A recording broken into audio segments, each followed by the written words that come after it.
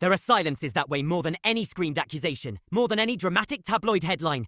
And Vanessa Paradis cultivated such a silence for 20 years, building around herself a fortress of dignity that simultaneously shielded her and trapped her. For 2 long decades, the world watched the French icon glide through life, perpetually reserved, a singular figure whose beauty seemed to defy time, and whose gaze possessed a strange, unsettling clarity, as if she could see the cost of the noise everyone else was so addicted to. When her admission finally came, it was not delivered with the force of a scandal or a revelation of monstrous secrets, but with the quiet clarity of a cold morning breath. A truth so devastating in its simplicity that it managed to briefly silence the very nation that had anointed her its golden child. To understand the gravity of her final words, we must trace the path back to the origin, to the moment the muse of silence and the tormented actor found in each other a temporary, fragile anchor. Well, her rise to fame was almost accidental, a phenomenon built not on aggressive ambition, but on a natural, almost reluctant magnetism that turned her into an immediate icon, small and deceptively fragile, yet with an air of sophisticated distance. She was never truly built for the relentless scrutiny of show business. She belonged to the quiet corners, possessing a voice that was slightly hoarse and a simplicity of style that became her immediate trademark, making her untouchable and undefinable in a celebrity culture that demanded constant explanation. The press revered her because they couldn't place her. The public adored her for a sincerity that never felt manufactured, and directors praised her unnerving stillness. But beneath all this adoration, she was fundamentally alone, choosing silence as a weapon and a shield against the world's grasping hands. This sustained reserve, this refusal to conform to the expected melodrama of a life lived in the spotlight, only solidified her image. Yet the silence itself was a burden, leaving an unspoken loneliness in the hollow space between her shoulders. A faint shadow that persisted even in her most beautiful photographs.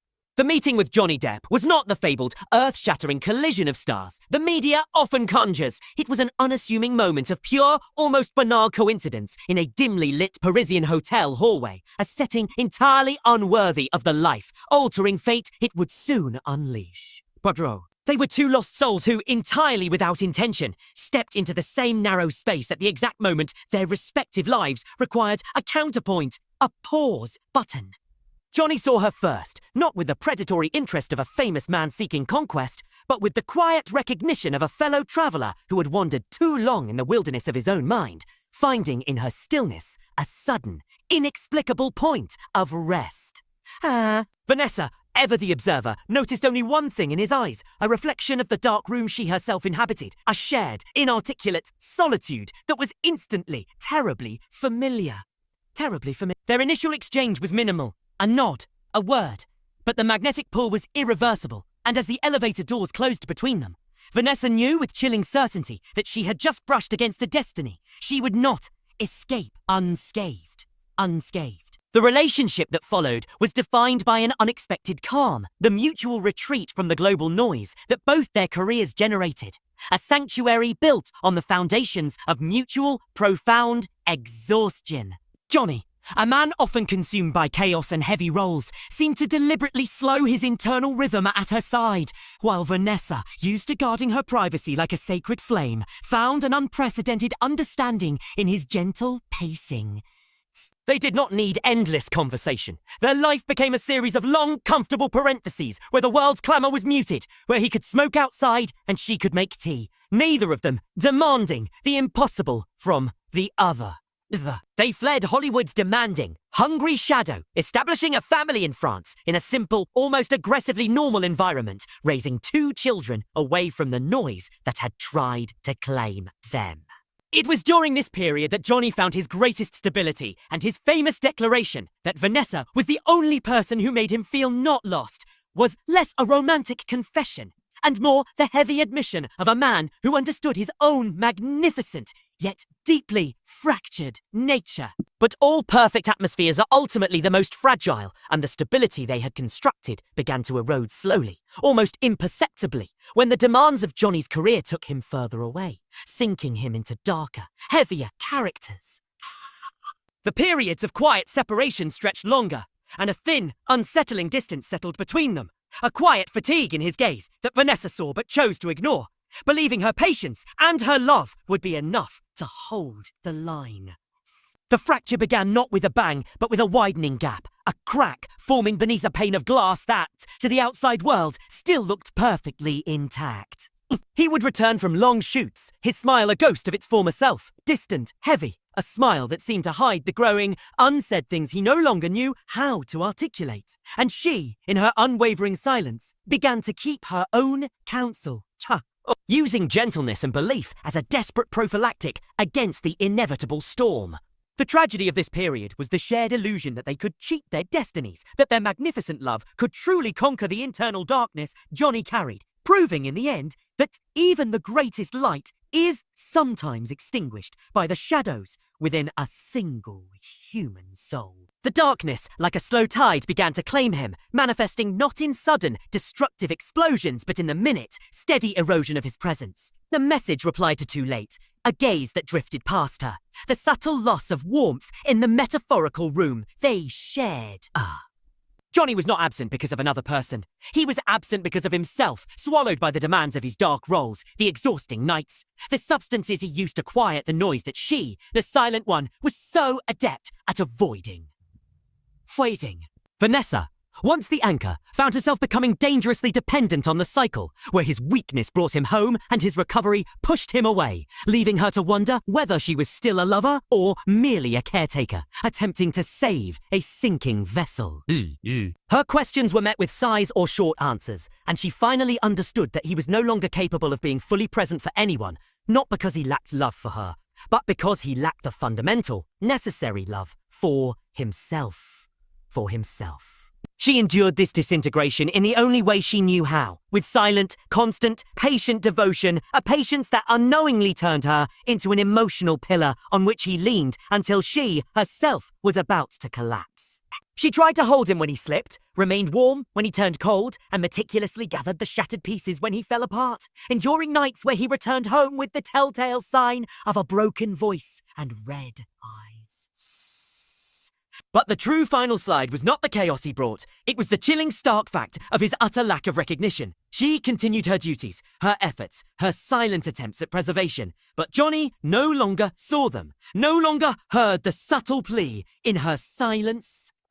One morning, standing before the mirror, she saw the exhausted stranger staring back, realizing she had faded into a shadow in her own home, a state that is no longer love, but slow, painful erosion. The final silent blow came when he returned from a trip, and his eyes looking directly at her simply went right through her, not stopping, not registering the woman who stood there, turning her into a ghost.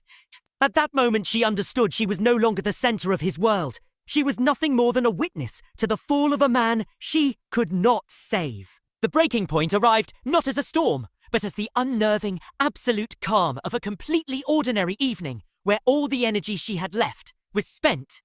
He came home late, unsteady, a heavy shadow, and she stood across the room, needing only one word, one sign that a single fragment of their connection still existed, but none came.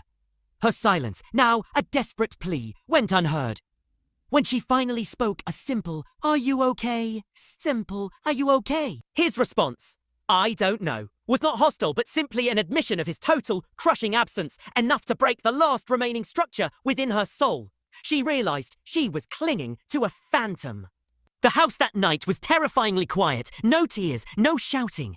And it was that very quietness that forced her to gather a few essential items, not because she was running away from him, but because she knew that if she stayed, she would be completely subsumed by the abyss that was claiming him. As she stepped over the threshold, she looked back one last time, and he did not turn, did not speak, did not try to stop her, oblivious to the fact that the door about to close was the final boundary. She carried no anger, no accusation, only the profound, agonizing relief of a person who has finally chosen to save herself. 20 years later, the silence finally cracked, but not with a bang. It was during a small, quiet interview, her voice so unnervingly calm that it stopped those who heard it dead in their tracks. She didn't seek to recount the specific wounds or the nights of chaos, but to articulate the underlying, long-avoided truth. Her first, most potent sentence cut through 2 decades of speculation, and no one knows how lonely I was during those years. It was not an attack on him, but a confession of her own suffering, something she had swallowed for too long to protect the very man who was consuming her light. When asked about regret, she shook her head, clarifying the devastating cost of her devotion. I don't regret it. I only regret having erased myself without realizing it. This sentence landed on the collective consciousness of France with a force that far outweighed any drama. It was the acknowledgement that her greatest tragedy was not loving the wrong person, but loving a person so completely that she lost the ability to exist for herself.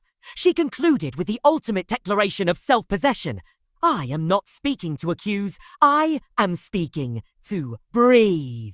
Speaking to breathe. In the end, Vanessa Paradis returned to the world unburdened, choosing simple mornings, peaceful people, and a life that no longer demanded she justify her silence or protect a collapsing image. Check. Her path forward is not built on forgiveness, but on freedom. And that freedom began the moment she rediscovered her voice after 2 decades of profound, necessary silence.